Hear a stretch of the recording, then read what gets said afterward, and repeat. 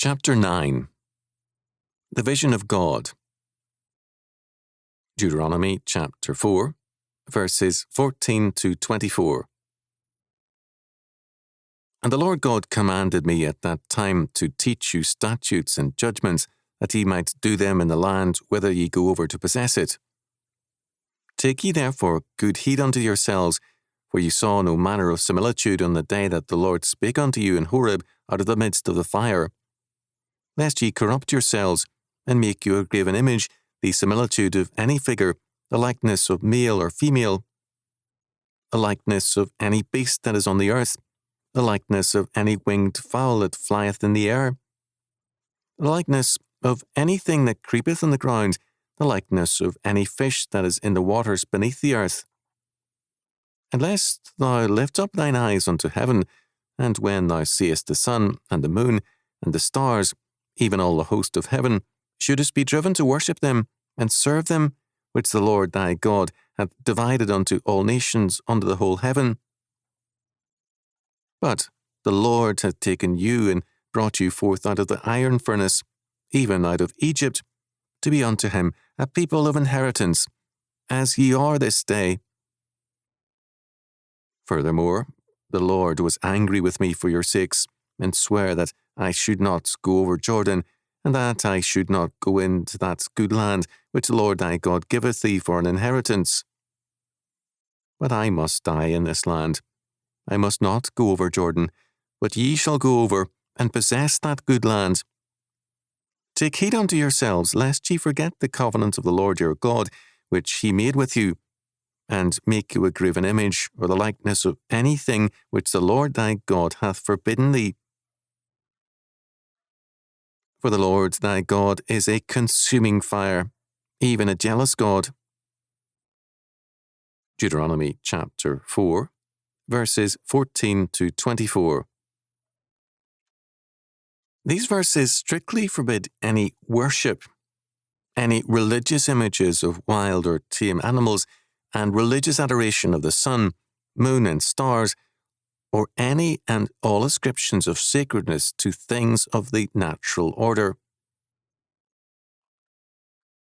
What is forbidden is called by modern scholars totemism. In totemism, it is held that there is a kinship, an affinity, and a communion between men and the natural order. The word totem comes from the Audiobook and cognates of the Algonquin dialects, the Indian word being ototoman. The stem of the word is ote, and it refers to brothers and sisters from the same mother. Totemism thus means a belief in the continuity of men with the natural order.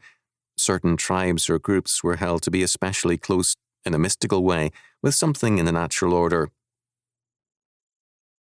Some scholars find evidences of totemism all over the world, while others disagree. Ancient Egypt is said to have been strongly totemistic. Totemism was not a religion according to some scholars, but a theory of origins. It was closely akin to pantheism. It was greatly akin also in its essential ideas to Darwin and his theory of evolution. While God treats it as a form of false worship, the totemists saw it as their scientific knowledge. In the sight of God, totemism is a denial of the fact of creation. The environmental or, quote, green end, quote, movements and the Gaia worship of our time have essential ties to totemism. As a result, the warnings of these verses are not antiquated. They speak to a tendency on the part of fallen man to exalt the natural order and to eliminate God the Creator. A true faith must acknowledge God as the maker of heaven and earth and all things therein.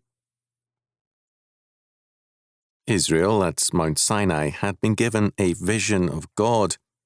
It was not, however, a visual image they saw, nor the similitude of any figure. Verse 16. Moses is emphatic on this point. The vision of God given to Israel was of statutes and judgments, that ye might do them in the land whither ye go over to possess it. Verse 14. To seek the vision of God in any totems or graven images is false and evil. The same applies to quests for the mystical image of God. Such quests are common to Oriental religions and to medieval mystics. The true vision of God is to understand His law word. This means that a truly Christian lawyer or judge will have a true image of God, as will all who see God in His incarnate Son and the law word He came to fulfill. In verse 16, the prohibition against any image of God specifies that, among other things, God cannot be depicted as either male or female. He transcends both categories.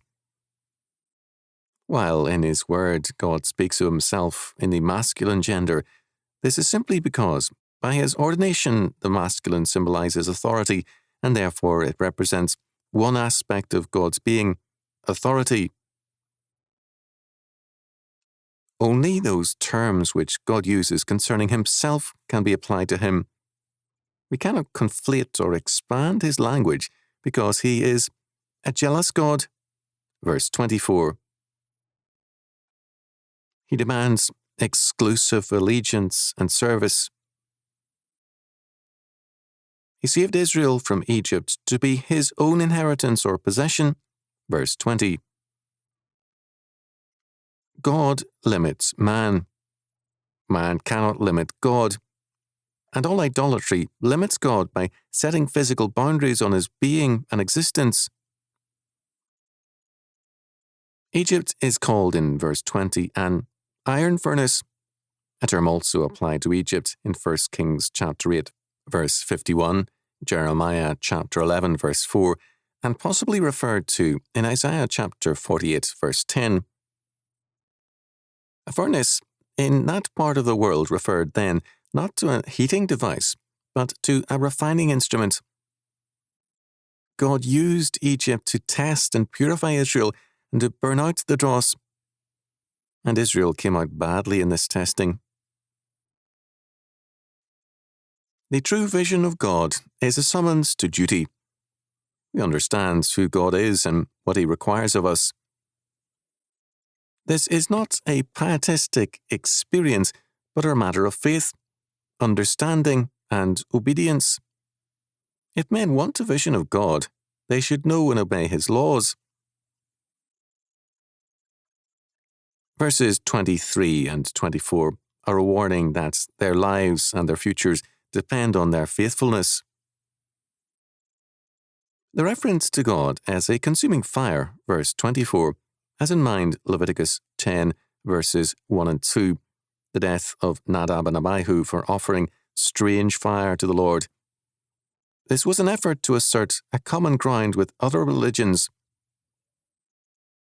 The sentence, verse 24, is cited in Hebrews chapter 12, verse 29, with the same meaning. C. H. Waller pointed out that this text, and especially verse 16, declares that a close connection exists between idolatry, or false worship, and corruption. The jealousy of God is presented as an active, governing, personal force, omnipresent and inescapable, so that man must always reckon with it. J.R. Dumelow observed, "The foundation of true religion and morals is a right conception of the nature of God." This states clearly the demand made by Moses they are to take good heed and to avoid corrupting themselves by any false idea of God. How we think about God must be derived from His revelation, not from our imagination. Our imagination and independent thinking have as their basis our fallen nature and our desire to be our own God. Genesis chapter 3, verse 5. Whereas God requires us to think His thoughts after Him. The Geneva Bible's comment on this text is that destruction is prepared for all them that make any image to represent God. There's a curious bit of history in connection with verse 19.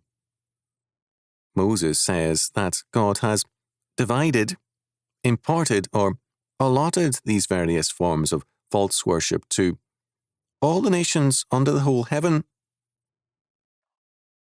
Some rabbis have seen this as evidence of God's toleration of such false worship among the Gentiles, and even as grounds for religious tolerance for such practices. There is no ground for such an interpretation.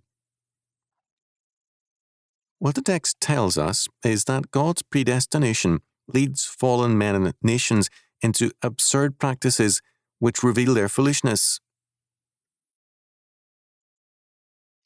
The meaning of our text is clearly that the vision of God means to know and apply His law word, to see the meaning of His justice.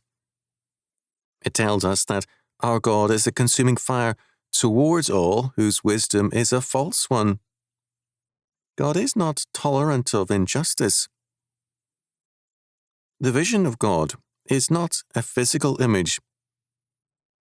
The revelation at Sinai was a proclamation of His holiness and justice, of His law. This was the unveiling of His person. In the New Testament, in John chapter 1, verses 1 to 18, Jesus Christ is declared to be the Logos, the Word of God. John chapter 1, verse 18 says that the only begotten Son hath declared, which is the Greek form of our English word exegesis. The climax of John's prologue uses a word that means to bring out the meaning, to interpret correctly. This is the biblical task of the lawyer, the exegete, and it is our necessary task in order to attain a vision of God